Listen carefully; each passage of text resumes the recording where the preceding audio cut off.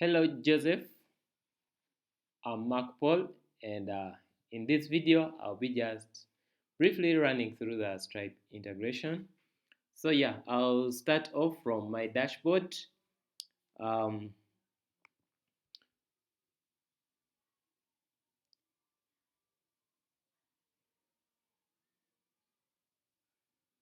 we have I've added two, two, two subscription, one for one-time payment, which will cancel in a couple of minutes. So with one-time payment, there is no next invoice sent. And as you do notice on either subscription, there is trial end. This this is because by default subscription is meant to last for a year, but in order for us to test, um, we we trigger an API call which gets to update the Stripe um, end date to something nearer, like for instance, it was just a couple of minutes from the time of creation. So in updating that, we wouldn't want to send another invoice, say, to the customer while updating this time. So we took use of trial end. So with Stripe trial end, no new invoice is sent to the client, or a client is not billed until the end time of the new set end is reached. So in our case, when this it's the new invoice will only be sent to the client when this particular event, if it's auto renewal, that's when it will send in a new invoice. But if it's to cancel, then it just gets cancelled. So yeah, so meaning that in a couple of minutes, this should get cancelled, and the same needs to reflect from the side of the website. So the same thing happens with the auto renewal. It also does as trial end, but as we can see here, we have the next invoice. Um, the next invoice to be sent and the amount which will be sent to. So yeah, as just a quick recap on um, what primarily we've been working on auto renewal. One was that whenever um, a user gets to, whenever an admin gets to update the global pricing for single listing, the new price should actually reflect on the Stripe end of things.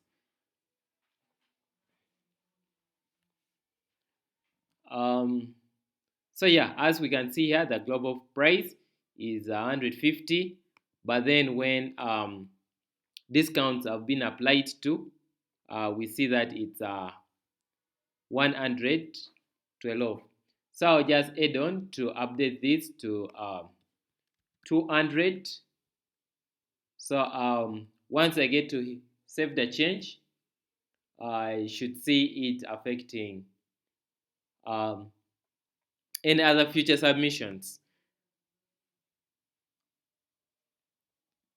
First, right from the website end of things, we can see that pricing per listing has gone now to 150 from 112.5.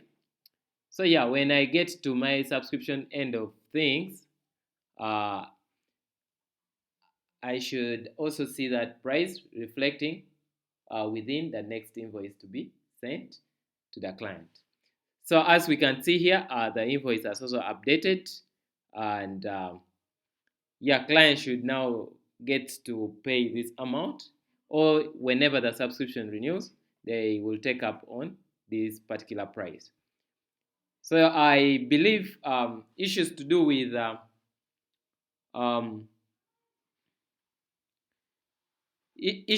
with um, trial end.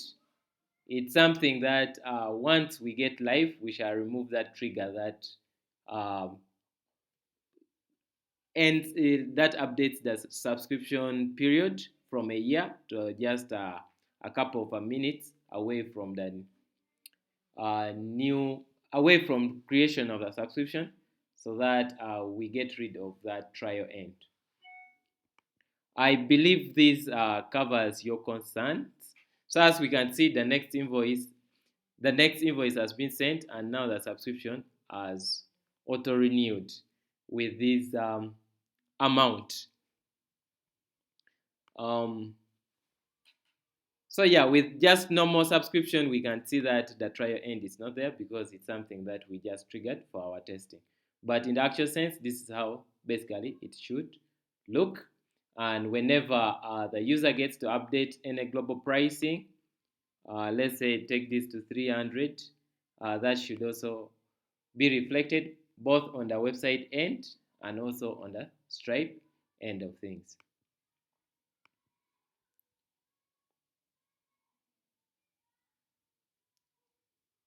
So yeah, upon refreshing this, we see now it's 225, and this same amount should also be reflecting on the new on the next invoice to be sent to the client whenever the subscription expires. So as we can see, it's pretty much here. So that is also in. Yeah, that's it from our end. We shall just let you test from your end, and we await for any feedback that you will have. Thank you.